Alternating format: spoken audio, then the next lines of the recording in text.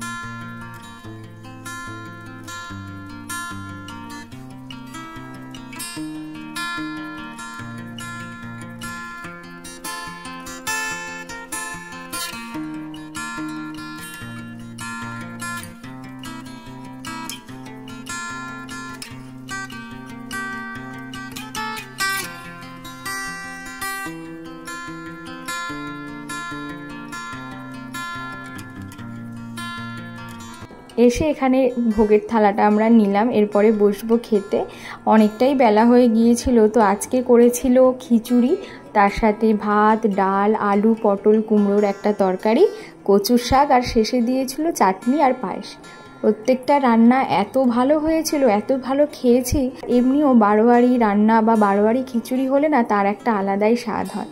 তো আমি তো 2 দিন মিস করে গেছি। এই 3টে দিন ধরে সারা পাড়ার লোক, আশেপাশে গ্রামের সমস্ত লোক এখানেই কিন্তু দুবেলা খাওয়া দাওয়া করেছে। তবে আজকেই শেষ অনুষ্ঠান, তাই আজকে লাস্ট দুপুরে খাওয়া দাওয়া ছিল।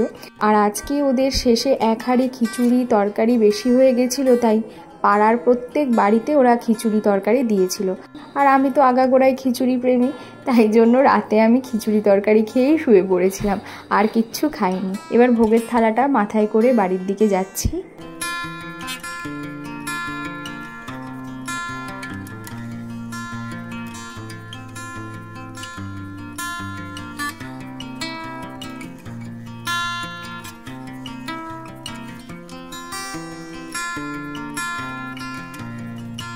মাত্র আসলাম বাড়িতে, এখন 4টে বাজতে যায়। আর আমরা যখন গেছি তখন বৌদিদের খাওয়া হয়ে গেছিলো, সেই জন্য বৌদিরা ওকে রেখেছিল, আমি আর মা খেলাম।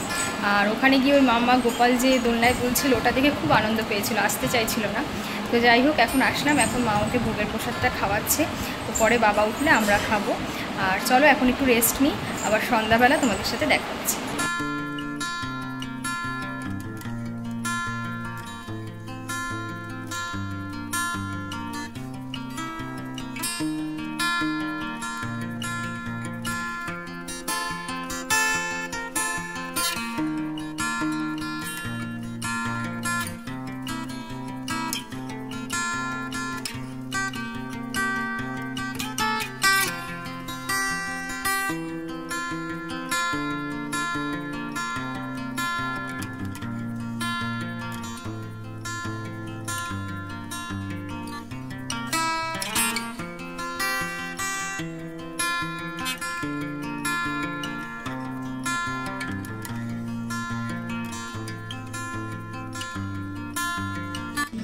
এই যে মাম্মাকে নিয়ে এখন ছাদে আসলাম, সেই দুপুর থেকে বায়না করছে ছাদে যাব।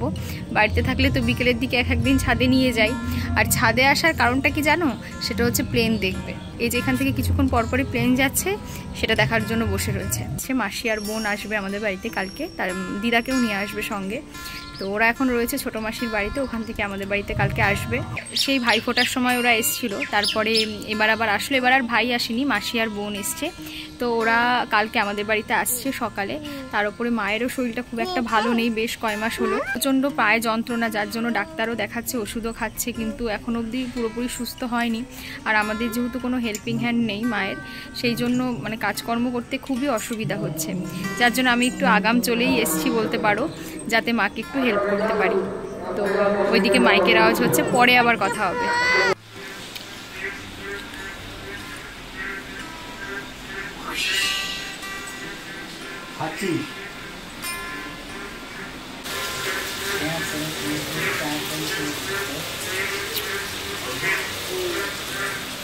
বিকেলের পর থেকে একটু বৃষ্টি হওয়ার সাথে সাথেই পাশের পুকুরটাতে এইভাবে ব্যাঙ ডাকতে শুরু করেছে।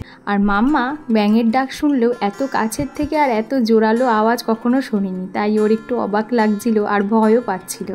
আর জানো তো, আমিও যখন মাম্মার মতন ছোট ছিলাম, এই বৃষ্টি হলেই ব্যাঙগুলো ডাকতো আর প্রচণ্ড ভয় পেতাম।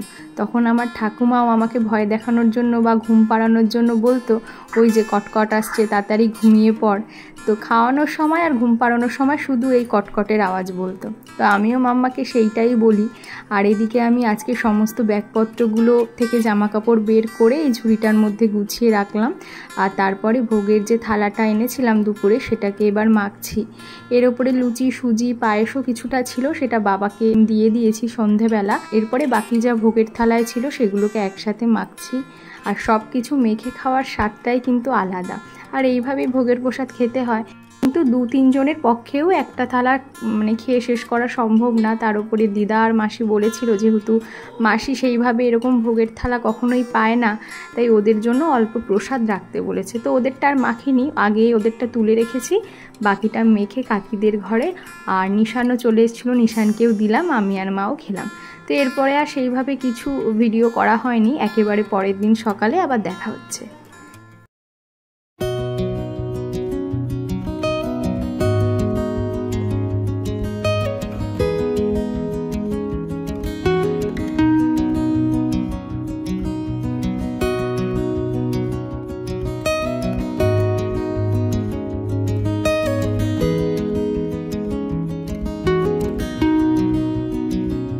সকাল সকাল পুজো দিয়ে আমি রান্নাঘরে চলে এসেছি। আর মা এসে দেখি এখানে বেশ কিছু তরকারি কেটে রেখেছে, আর কি কি রান্না হবে সেগুলোও আমাকে বলে দিয়েছিল, আর তরকারিগুলোও কেটে দিয়েছিল। আর তারপরে এসে মাম্মাকে দুধ রুটিটা মাই খাইয়ে দিচ্ছিল, আর আমি এদিকে রান্নাটা করছিলাম। প্রথমে আমি পটল, কুমড়ো আর কাঁকরোল ভেজে নিলাম, আর তারপরে একটা পাঁচমিশালি তরকারি করেছিলাম। এইটা করেছি দিদার জন্য। কালকে দিদার একাদশী রয়েছে, আর আজকে সেই জন্য নিরামিষ খাবে, তাই দিদার জন্য এই ভাজা আর তরকারিটা নিরামিষভাবে করে সাইডে আলাদা করে রেখে তারপরে আমাদের আমিষ রান্নাগুলো করব। আর দিদা না আজকে বিকেলেই আবার চলে যাবে, বললামই কালকে একাদশী রয়েছে, সেই জন্য বাড়িতেই একাদশী করবে। তো এরপরে আমি ডাঁটার শাকটা করব, আর তারপরে করব মাছের মাথা দিয়ে পুঁই শাকের চচ্চড়ি। আর বাবা এনেছিল কাটা মাছ, তো আলু, পটল আর ডাঁটা দিয়ে কাটা মাছের পাতলা ঝোল করব। আর এই রান্নাগুলো সবই মাসির পছন্দের আর মাসির ইচ্ছায়, কারণ মাসি তো ওখানে সমস্ত মাছ তরি তরকারি পায় না সব সময়, সেই জন্য ইচ্ছা থাকলেও আর খাওয়া হয় না। আর ভাই বোনও ছোটো থেকে না ওখানে ওই সবজি, তরকারি, শাক পাতা এগুলো একটু কমই খায়, মাছ, ডিম, মাংস এর ওপরেই থাকে। তাই মাসি এখানে আসলেই দিদা বা আমরা মাসিরা আর কি সবাই মাসির পছন্দেই এই ডাঁটার শাক বলো কিংবা এই তরকারিগুলো বলো রান্না করে থাকি আর কি। তো মাসি যখনই শুনেছে কাটা মাছ এনেছে, তখন বলেছিল যে তাহলে একটু ডাঁটা দিয়ে পাতলা করে ঝোল করতে। তো সেইভাবেই রান্নাগুলো করছি। এদিকে মাছের মাথা দিয়ে পুঁই শাকটাও করে নিয়েছি, আর এখন করব মাছের ঝোলটা। মাম্মার জন্য পাশে মাছের ঝোল বসিয়ে দিয়েছিলাম। ওদিকে ওরা ছোটো মাসির বাড়ি থেকে তো বেরিয়ে গেছে, 1 ঘন্টার মধ্যে চলেও আসবে। আর আমি সেই জন্য একটু তাড়াহুড়োই করছিলাম, যাতে ওরা আসার আগে রান্নাঘর থেকে বেরোতে পারি। যথারীতি ওরা আসার আগেই আমি সমস্ত রান্না সেরে ফেলেছিলাম।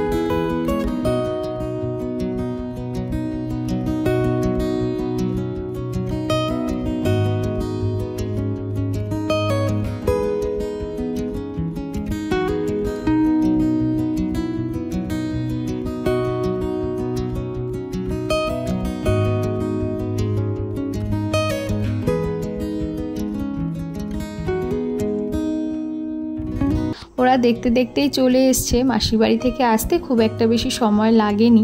তো এখন এটা দেখে যেটা মনে পড়ছে, যখন আমি ছোট ছিলাম তখন আমার বাড়িতে যখনই শুনতাম দিদা বা মাসিরা মামারা কেউ আসবে, তখনই সকাল থেকে রাস্তায় ওই যে পোলটার ওপরে গিয়ে বসে থাকতাম।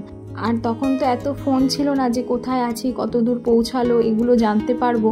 তো যদি শুনতাম সকালে আসবে, তো সকাল থেকেই রাস্তার সামনে ঘুরে ফিরে বেড়াতাম যে কখন ভ্যান থেকে দিদা নামবে বা মাসিরা নামবে, ভাই বোন আসবে। আর এখনও সেই অভ্যাসটা রয়ে গেছে, কেউ আসলে পরে একটু রাস্তার সামনে এগিয়ে যাওয়া বা ওদেরকে ছাড়ার সময় একটু রাস্তায় গিয়ে ছেড়ে আসা। শুধু আমি বলে না, মানে আমার ভাই বোনরাও না এরকম। তো পরে একটা ভিডিওতে তোমাদেরকে আবারও বলবো। তো যাই হোক, এদিকে ওরা চলে এসছে। আর শিম্পিকে তো দেখে মামা ভীষণ খুশি। প্রতিদিন রাতে ভিডিও কলিংয়ে শুধু দুজন গল্প করবে, আর আজকে সামনাসামনি পেয়ে তো আর কোনো কথাই নেই। তো এদিকে দেখো দুপুরে খাওয়া দাওয়াটা সারলাম। আসার পরে এত গল্পে মেতে উঠেছিলাম, সেইভাবে আর ভিডিওই করতে পারিনি।